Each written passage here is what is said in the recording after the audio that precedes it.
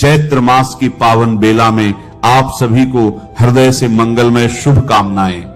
यह वही समय है जब नवरात्रि की दिव्य ऊर्जा अपने चरम पर पहुंचकर शांत हो चुकी होती है, जब श्री राम जन्म का उत्सव वातावरण में अभी भी गूंज रहा होता है। और इसी पावन क्रम में आता है एक ऐसा दिन जो शक्ति, भक्ति और अटूट विश्वास का प्रतीक है, श्री बजरंगबली का जन्मोत्सव। कहते हैं कि अगर इस दिन की महिमा को समझ लिया जाए तो जीवन की कई उलझनें स्वयं ही सुलझने लगती हैं। यह केवल एक तिथि नहीं बल्कि वह क्षण है जब पृथ्वी पर अद्भुत पराक्रम, असीम भक्ति और अटूट समर्पण का अवतरण हुआ था। श्री बजरंगबली का जन्मोत्सव वर्ष में 2 बार मनाया जाता है, लेकिन जो महिमा, जो प्रसिद्धि और जो आस्था चैत्र पूर्णिमा के दिन मनाए जाने वाले हनुमान जन्मोत्सव की है, वह अद्वितीय है। हिंदू पंचांग के अनुसार जब नव वर्ष का आरंभ चैत्र मास से होता है, उसी मास की पूर्णिमा को यह दिव्य उत्सव मनाया जाता है।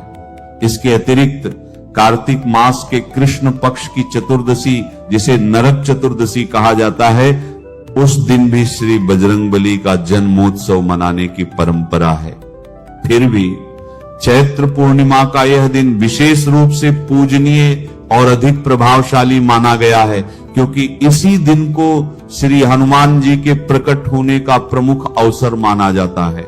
वर्ष 2026 में यह पावन उत्सव 2 अप्रैल गुरुवार के दिन आ रहा है। एक ऐसा दिन जब वातावरण स्वयं ही भक्ति में डूब जाता है। देश भर के मंदिरों में विशेष तैयारियां आरंभ हो जाती हैं। हर स्थान पर सफाई, सजावट और उत्सव का एक अलग ही रूप दिखाई देता है। यह केवल एक आयोजन नहीं बल्कि एक अनुभूति है जहां श्रद्धा अपने आप जागृत हो जाती है। इस दिन कई स्थानों पर नई प्रतिमाओं की स्थापना की जाती है, क्योंकि यह समय अत्यंत शुभ माना जाता है। जो लोग मंदिर निर्माण तो कर चुके होते हैं, लेकिन प्रतिमा स्थापना का उचित समय प्रतीक्षा में रखते हैं, उनके लिए यह दिन एक स्वर्णिम अवसर बनकर आता है। इसी अवसर पर प्राण प्रतिष्ठा, अखंड रामायण का आयोजन और रामचरितमानस का अखंड पाठ करवाना अत्यंत पुण्यदायी माना गया है। जब इस प्रकार के अनुष्ठान इस दिन किए जाते हैं तो उनका प्रभाव कई गुना बढ़ जाता है। ऐसा माना जाता है कि इस समय किया गया हर शुभ कार्य, हर पूजा, हर पाठ सीधे दिव्य कृपा से जुड़ जाता है। और यही कारण है कि इस दिन की प्रतीक्षा पूरे वर्ष की जाती है। सुंदरकांड करवा सकते हैं। और जब आप बजरंगबली जी की स्थापना कराएं तो एक बांस की बल्ली, जो हरे बांस की बल्ली होती है, वो इतनी ऊंची होनी चाहिए, शिखर से ऊंची। यानी जो बजरंगबली जी के मंदिर आप बनवाए हो, शिखर से जो गुंबद है उससे ऊंचा होना चाहिए बांस का। जो बल्ली होता है, बांस का डंडा, उसमें बजरंगबली जी के नाम का पताका, लाल झंडा जिसमें बजरंगबली छपे रहे, उसको जरूर करवाना चाहिए, उसको जरूर टंगवाना चाहिए। और अगर आप मंदिर की स्थापना नहीं भी की, श्री बजरंगबली जी की मूर्ति स्थापना आपको नहीं भी करना है, प्राण प्रतिष्ठा नहीं भी करना है, फिर भी अगर श्री बजरंगबली जी के मंदिरों में अगर झंडे पुराने हो गए हैं, फट गए हैं, रंग उसका कम हो गया है, तो उस झंडे को उतरवाकर उसी बांस की बल्ली में नया झंडा टांग देना चाहिए। तो श्री बजरंगबली जी के भोग प्रसाद में नाना प्रकार के फल, क्योंकि श्री बजरंगबली जी महीनों महीनों तक फल खाकर रहते थे। अब कहते हैं कि बीमार लोग फल खाते हैं या फल खाने वाले लोग ताकतवर नहीं होते हैं। हनुमान जी से बलवान कौन होगा? महीनों महीनों तक फल खाते हैं। जो अतु में जो फल उपलब्ध रहे, केला, आम, लीची, जो भी फल उपलब्ध रहे, उन सब का भोग लगाएं। उसके अलावा चना और गुड़ का जरूर भोग लगाएं। पूरी, हलवा जो भी बन सके। जैसे कि जब बजरंगबली जी, श्री रामचंद्र जी जब आए थे लंका से जीतकर रावण को मारकर, तो जब सीता जी अयोध्या पहुंची, राम जी सब जो दरबारी थे, तो एक बार सीता जी अपने हाथ से बजरंगबली जी को भोजन बनाकर खिला रही थी। तो बजरंगबली जी बोले कि हम अपने जीवन में पहली बार इतना स्वादिष्ट भोजन खा रहे हैं। और खाते खाते सीता जी का पूरा रसोई चट कर गए। सीता जी घबराकर राम जी के पास गई तो बोली, भाई प्रभु ऐसी बात है। तो बोले, अब तुलसी दल डाली थी कि नहीं भोजन में? तो बोले, वो तो नहीं डाल पाए थे कहीं। जाओ जो कुछ बचा हो थोड़ा बहुत तुलसी दल डालकर ले जाओ, दे दो तो थोड़ा बहुत कुछ जैसे बचा रहता है नीचे का कुछ भी लड्डू का, और वो चूड़ा तो उठाकर ले गई और बजरंगबली जी को दे। बजरंगबली खाकर तृप्त हो गए, बोले माता अब मेरा पेट भर गया है। तो श्री बजरंगबली जी के भोग में भी तुलसी डालो जैसे राम जी के भोग में पड़ता है, और अच्छी तरह से भोग लगाओ, प्रसाद बांटो। जितने भी भक्त हैं बहुत सारे लोग प्रसाद को पैक करके घरों में भिजवाते हैं। तो श्री बजरंगबली जी की जो प्रतिमा है बहुत सारे लोग मनौती मानते हैं, सिंदूर का चोला चढ़ाते हैं। तो चमेली का तेल और पीला सिंदूर जिसको बंधन सिंदूर भी बोलते हैं, जैसे हम लगाते हैं, जैसे विवाह होता है उसको घोल कर और पीपल की पत्ती से अपने हाथों से नहीं लगाना चाहिए।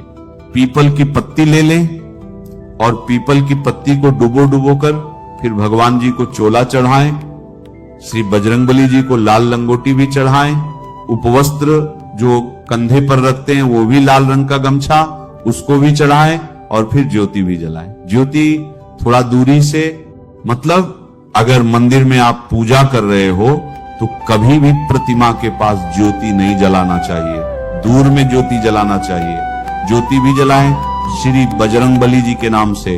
और जब भी जैसे कि आपको जो भी अनुष्ठान यानी जो भी आयोजन करना है वो रात्रि के समय करें। अगर मंदिरों में करना है, जैसे कि बहुत से लोगों को भाई दूर दराज जाना होता है, तो नहीं, घर के आयोजन जैसे घर के कीर्तन वगैरह करना है, कुछ सुंदरकांड, हनुमान चालीसा, हनुमान ये सब चीजें करनी है तो आप रात्रि को आयोजन करें अपने घर में।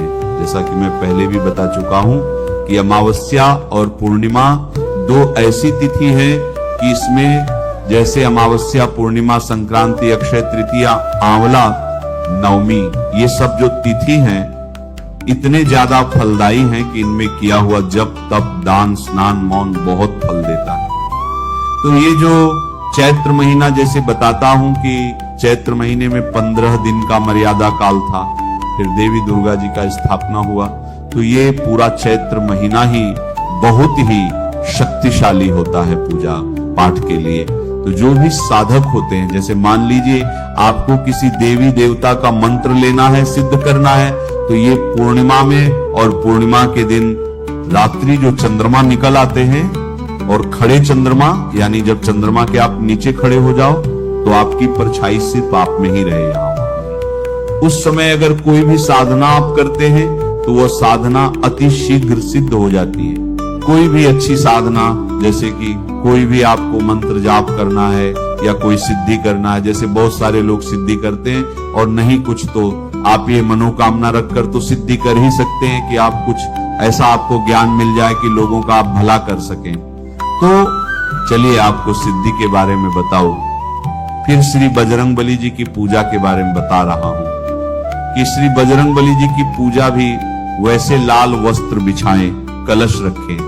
भगवान श्री बजरंगबली जी का, अगर छोटे बजरंगबली जी हो उनका फोटो, और अधिकतर जो सूर्य जी को भगवान जी निगल रहे हैं, अगर वो फोटो हो तो वो फोटो बहुत ही भगवान का बहुत ही ऊर्जावान ये फोटो है। ये फोटो आप अगर आपके पास हो तो इनकी ये भी बहुत बाल अवस्था थी, भगवान जी की इनकी पूजा करें। और कोई भी बाल्य अवस्था की अगर फोटो हो, अंजना माँ के गोद में हो या पालने में हो, तो उनकी आप बजरंगबली जी की पूजा कर सकते हैं। संतान प्राप्ति के लिए, नौकरी के लिए, स्वास्थ्य के लिए, तो आप मन्नत मान लो कि हे प्रभु मेरी मनौती पूरी होगी तो अगले साल आपका जन्म जब उत्सव होगा तो हम गदा चढ़ाएंगे या ध्वजा चढ़ाएंगे या लंगोटी चढ़ाएंगे या चमेली के तेल में सिंदूर का चोला चढ़ाएंगे। जो भी कुछ मन्नत मान लो, या श्री बजरंगबली जी के मंदिर में सुंदरकांड का पाठ करवाएंगे, कुछ भी आप मान लो, या भोजन करवाएंगे, कुछ भी मन्नत मान लो, आपकी मन्नत पूरी हो तो उसको अगले साल कर दो। तो श्री बजरंगबली जी के जन्म उत्सव के बारे में आपको बता। नदियों में विशेषकर गंगा स्नान पूर्णिमा के दिन अति फलित होता है। गंगा में दीपदान रात्रि के समय, दिन के समय नहीं, दीपदान अगर हो सके पास में गंगा हो तो जरूर करें। हम जब रामायण को देखते हैं, पढ़ते हैं, उस पर हम विचार करते हैं तो हमें सभी कुछ अच्छा लगता है, और हमें लगता है रामायण के हीरो श्री बजरंगबली जी हैं। जितने कठिन कार्य थे वो सब श्री बजरंगबली जी ने किया और इनके सिवाय हमको नहीं लगता कि और कोई कर भी सकता था। तो बजरंगबली जी, जैसा कि रामचरितमानस में लिखा है कि चारों युग प्रताप तुम्हारा है, प्रसिद्ध जगत उजियारा। चारों युग में, कलयुग में श्री बजरंगबली जी प्रत्यक्ष में हैं और सभी कुछ देख रहे हैं। मतलब श्री भगवान रामचंद्र जी बोले थे कि कलयुग के अंत तक आप रहोगे यहाँ पर, फिर उनके आप मतलब सशरीर श्री राम धाम चले जाओगे।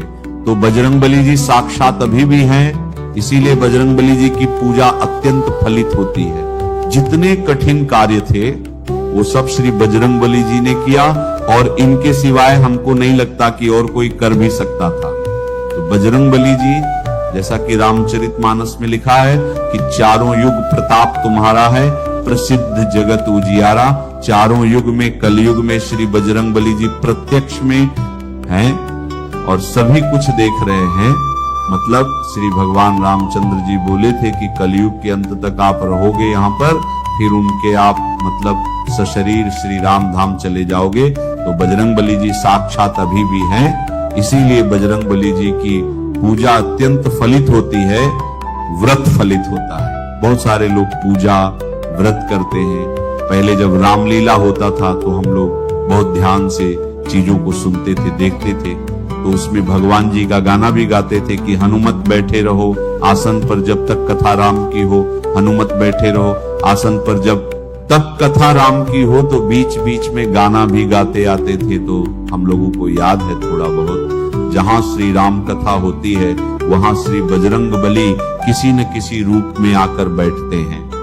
जैसे आप रामायण कराए, कुछ भी कराए, रामचरितमानस का अखंड रामायण कुछ भी, तो वहां श्री बजरंगबली जी आते ही आते हैं।